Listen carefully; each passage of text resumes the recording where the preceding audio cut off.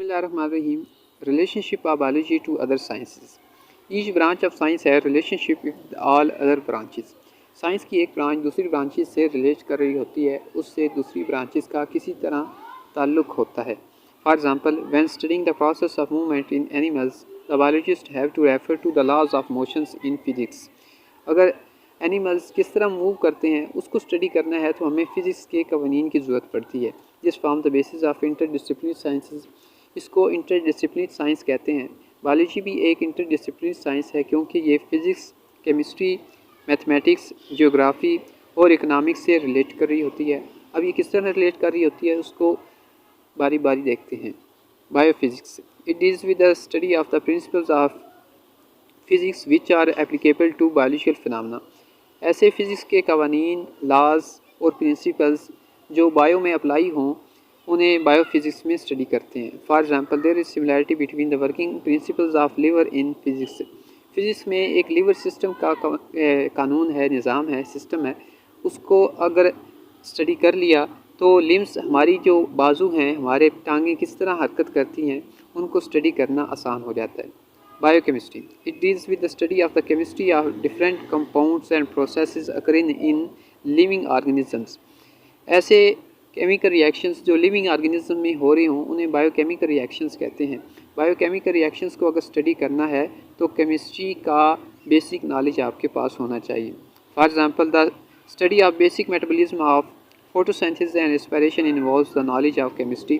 अगर फोटोसिंथेसिस और रेस्पिरेशन को स्टडी करना है तो केमिस्ट्री का बेसिक नॉलेज होना चाहिए.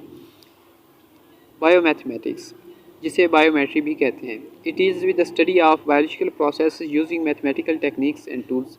ऐसे बायोलॉजी के फिनोमेनन्स जिनमें मैथमेटिक्स की टेक्निक्स और टूल्स, जिस तरह एवरेज है, मीन है, मीडियन, मॉड वगैरह यूज़ होते हैं, उसको बायोमैथमेटिक्स में स्टडी किया जाता है.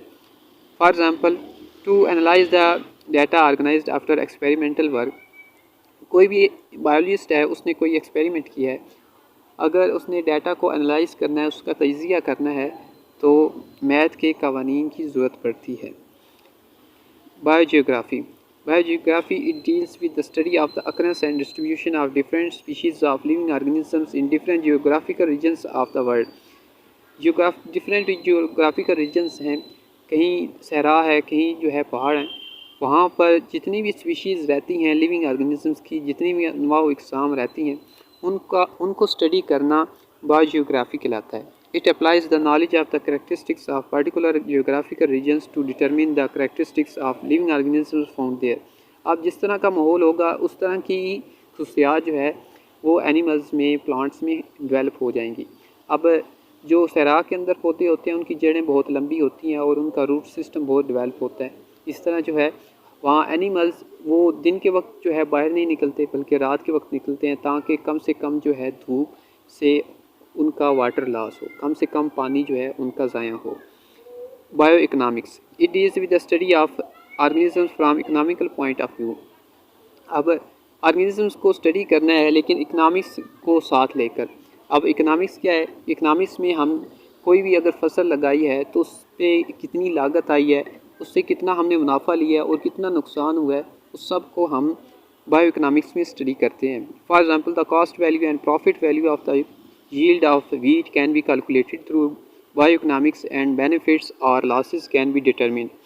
एक खेत आपने लगाया है व्हीट यानी गंदम का, तो उसके ऊपर कितनी लागत आई, उससे कितना मुनाफा हुआ या कितना नुकसान हुआ, वो हम बायो इकनॉमिक्स से रिलेट कर सकते हैं.